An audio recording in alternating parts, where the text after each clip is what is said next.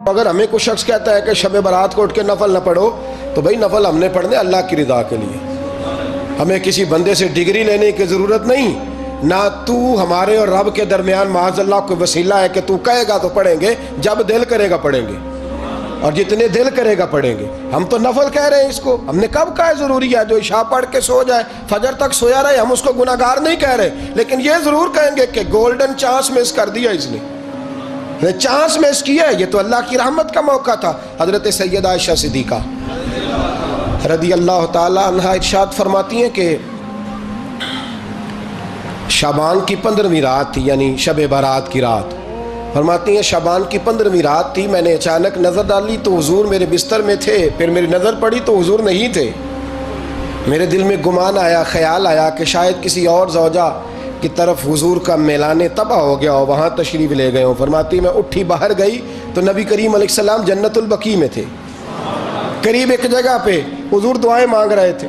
फरमाते मैं गया तो हुजूर फरमाने लगे, अबू बकर की बेटी तूने क्या गुमान किया कि अल्लाह का रसूल तेरी हक तलफी करेगा? अर्ज़ की हुजूर आप मालिक हैं, कहीं और जाना चाहें तो मेरी तरफ से पाबंदी नहीं। कहती है वहाँ खड़े खड़े मेरे रसूल करीम ने बयान फरमाया, ये तिरमिज़ी के लफ्ज़ हैं। हुजूर ने फरमाया आयशा ये शाबान की 15वीं रात है, मदीने में सबसे ज़्यादा बकरियां बनु कल्ब का कबीला पालता था। फरमाया आज की रात बनु कल्ब के कबीले की बकरियों की तादाद के मुताबिक अल्लाह मेरी उम्मत के लोगों की बख्शी फरमा देगा। ये वो रात है। जनाब आयशा सिद्दीक़ा रदी अल्लाह ताला अन्हा ने बात रात को सुनी तन्हाई में नबी पाक से, रात को तन्हाई में हुजूर से सुनी। सवेरे जनाब आयशा ने कुल उम्मत को बताई। अगर ये बात अहमियत वाली ना होती तो बीबी साहब आगे रवायत करती, ये किताबों में आती, ये लोगों को बताती।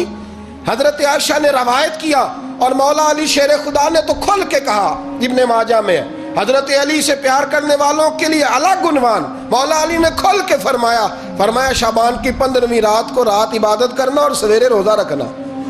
हजरत अली का लफ्ज़ बाई नहीं सियासता में, रात को रोज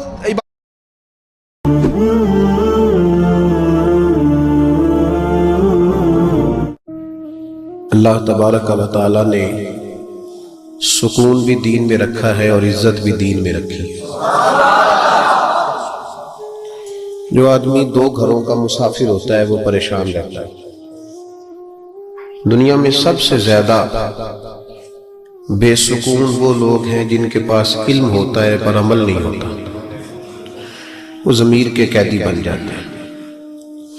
वो बेचारे सुबह व शाम बड़ा बोलते हैं, बड़ी बातें करते हैं, लेकिन यूं महसूस होता है कि बड़ी तकलीफ में। हजरत इमाम अब्दुल वहाब शुरानी रहमतुल्लाह ताला अलैह फरमाया करते थे कि ये जो मखदूम होते हैं ये परेशान रहते हैं, खादिम बड़े खुश रहते हैं। ये जो मखदूम होता है ना मेरी तरह का, अच्छे लोगों की बात नहीं करता, जिनको नारे लगवाने का शौक हो जाता है, फूल डलवाने का शौक हो जाता है, ये बड़े परेशान रहते हैं। फलाने ने सलूट ही नहीं किया, पता नहीं ये मुझसे मुतमिन नहीं रहा, इसने दस्तबोसी नहीं की, परेशान रहते हैं। ये जो खादिम होते हैं ना ये सुखी होते हैं इसलिए कि उन्हें टेंशन कोई नहीं होती, कोई करे ना करे बात एक ही है, वो उनको कोई परेशानी नहीं होती। आप लोग बैठ जाओ। बच्चे सारे ये जो आपके दाएं बाएं बच्चे हैं ना जी, इनको डांट के नहीं, मिलाद की महफिल में तो डांटना वैसे ही मना है, ये तो मौका ही खुशी का है। इनको प्यार से बिठाएं, बच्चा बच्चा ही होता है और वो बच्चा होता है। एक बुजुर्ग के पास मैं बैठा था तो एक आदमी अपने बच्चे को दम कराने लाया। सुबह सुबह बच्चे ने स्कूल की वर्दी पहनी थी, कहा साहब इसको दम कर दे, जिद करता है। तो बुजुर्ग मौज में थे, कहने लगे क्या कह रहा है? कह रहा है मैंने स्कूले नहीं जाना।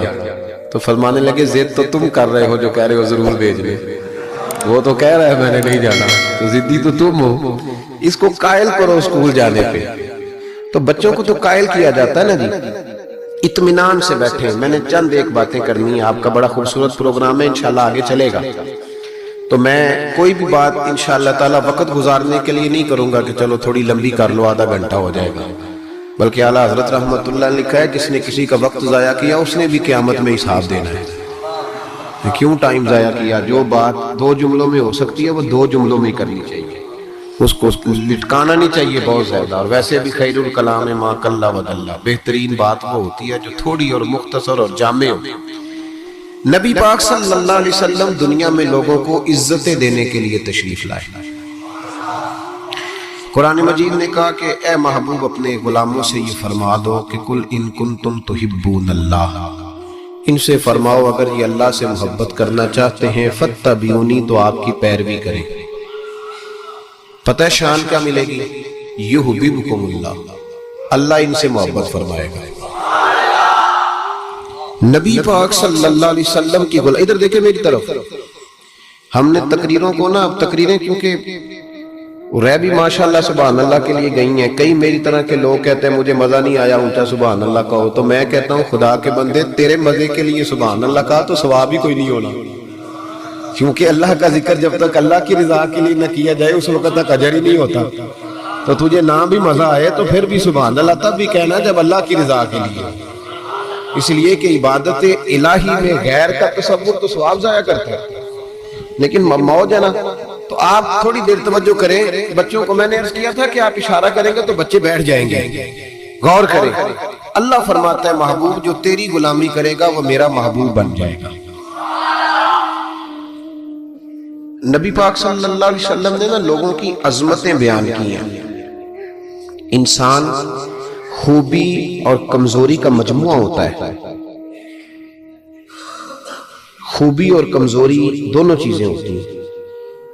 ہمیں بھی حضور نے حکم دیا، جامع ترمذی میں، نسائی میں، طبرانی میں، تینوں جگہ حضرت انس بن مالک کی حدیث موجود ہے. حضور نے فرمایا اذکروا محاسن موتاکم، جب تم میں سے کوئی فوت ہو جائے تو اس کی اچھی اچھی باتوں کا ذکر کیا کرو، اس کے محاسن بیان کرو. کسی صحابی نے یہاں یہ سوال نہیں اٹھایا کہ یا رسول اللہ بندے میں تو خوبی تھی کوئی نہیں. حضور نے یہاں مطلق کہا محاسن موتا، مرنے والے کی اچھی باتیں. اس کا معنی کیا ہے؟ اس کی شرح میں شارحین نے لکھا ہے کہ اللہ نے کوئی مسلمان ایسا پیدا ہی نہیں کیا جس میں کوئی خوبی نہ رکھی ہو. اب ایک حدیث اس پر بخاری کی سن لیں. نبی پاک علیہ السلام نے فرمایا اپنی بیوی سے بغض نہ رکھو. اپنی بیوی سے اگر تمہیں اس کی ایک عادت ناپسند ہے تو اس عادت پر غور کرو جو تمہیں پسند ہے. عورت اگرچہ ناقصات العقل ہوتی ہیں عورتیں، لیکن یہ نہیں ہو سکتا کہ ان میں خوبی کوئی نہ ہو. عورتوں میں خوبیاں بھی ہوتی ہیں. اپنے خامن کے حق میں عورت کے اندر کچھ نہ کچھ خوبیاں بھی. بغض نہ رکھو. وجہ کیا ہے؟ وجہ یہ ہے کہ اللہ کے رسول علیہ السلام لوگوں کو عزت دینے آئے ہیں. میلاد عزت کا نام ہے. حضور عزت دینے آئے ہیں. ادھر دیکھو میری طرف. صحیح بخاری مسلم کی حدیث ہے. حضور نے فرمایا جس کے چہرے پہ داڑھی ہو سفید رنگ کی. بزرگ ناراض تو نہیں ہو جائیں گے داڑھی کی بات چھیڑنے سے؟ چلو ہو جائے جو پھر کی ہے، غلطی صحیح ہے نا. حضور نے فرمایا جس نے سفید داڑھی والے آدمی کی عزت کی، یہ بخاری مسلم ہے، فرمایا جس نے سفید داڑھی والے بزرگ کی عزت کی وہ سمجھے میں نے اپنے رب کی عزت کی. اتنے بڑے لفظ بیان کر دی. اور ترمذی شریف کے لفظ یوں ہیں، محبوب پاک علیہ السلام نے فرمایا جب سفید داڑھی والا بندہ قبر میں جاتا ہے، اللہ کرے نا ہمیں داڑھی کی توفیق بھی ملے. ہم نے تو قسم اٹھا لیا، کہتے ہیں جب تک نیک نہیں ہونا تب تک داڑھی نہیں رکھنی. تو میں کہتا ہوں تو یہ والی قسم اٹھانا جب تک نیک نہیں ہونا روٹی نہیں کھانی. تم نے داڑھی پہ قسم کھا لیا بھائی. حالانکہ بندہ داڑھی رکھ کے نیک ہو جاتا ہے. داڑھی رکھتا ہے تو نیکیاں، بہت سارے گناہوں سے بچتا ہے، اس کی داڑھی اسے بچاتی ہے. تو حضور عزت دینے آئے. نبی پاک علیہ السلام عام مومن کی بات ہو رہی ہے، اس میں کوئی حد نہیں. مفتی ہو، پیر ہو، صوفی ہو، درویش ہو، عالم فاضل ہو، حافظ قاری، عام مومن. فرمایا سفید داڑھی والا مومن جب قبر میں جاتا ہے تو رب کریم فرشتوں سے فرماتا ہے اسے عذاب نہ دینا، میرے محبوب کی سنت وہ بھی سفید لے کے آیا، مجھے حیات دیا، اسے عذاب دینا.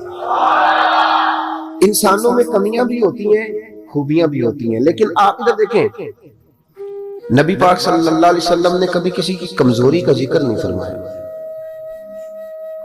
ابو جہل شراب پیتا تھا، سارے زمانے کو پتا ہے.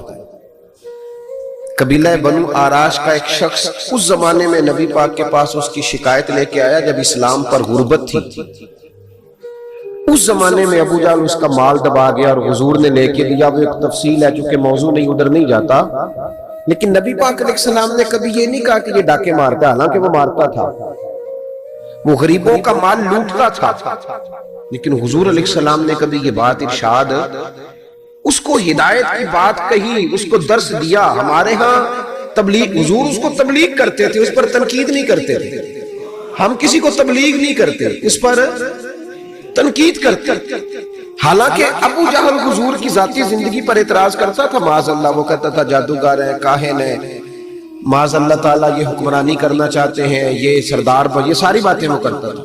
لیکن حضور نے کبھی اس کی ذاتی زندگی پر اتر کر کوئی بات، آپ دیکھیں ذرا تلاش کریں، آپ جتنی بھی حدیثیں آپ پڑھتے جائیں گے نا، اس میں آپ کو یہ ملے گا کہ نبی پاک نے کبھی اس کو عزت دی، کبھی اس کو عزت دی، کبھی اس کو عزت دی، لیکن کبھی کسی شخص کی کوتاہی حضور نے بیان، کبھی کسی شخص کے بارے میں یہ رویہ، حضور عزتیں دینے آئے، عزتیں دینے آئے۔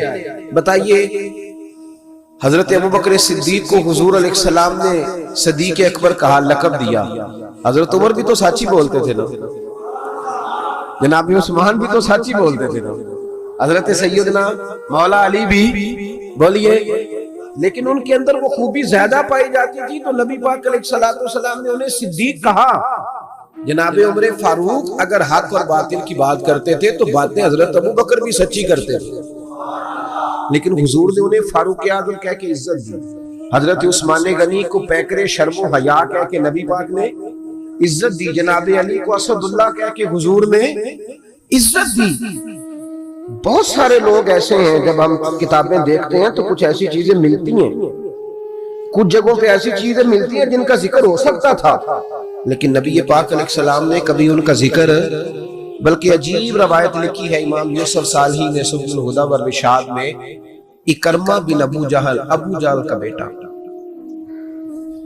یہاں تو اللہ تعالیٰ خیر فرمائے، دادی کا ظلم نہیں لوگ بھولتے، پردادی کا۔ بیبیاں کہتی ہیں تہاڈی دادی جو کرتی تھی کبھی تانوں دساں نا، بھائی وہ تو اب چلی گئی بیچاری، اب تو کوئی فائدہ نہیں بتانے کا، بات ختم ہو گئی۔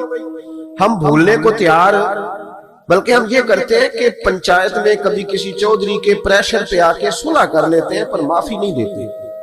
کرتے یہ ہیں کہ صلح کر لو، پھر جب کبھی میرے قابو آئے گا تو پھر دیکھ لیں گے اس کا کیا کرنا ہے۔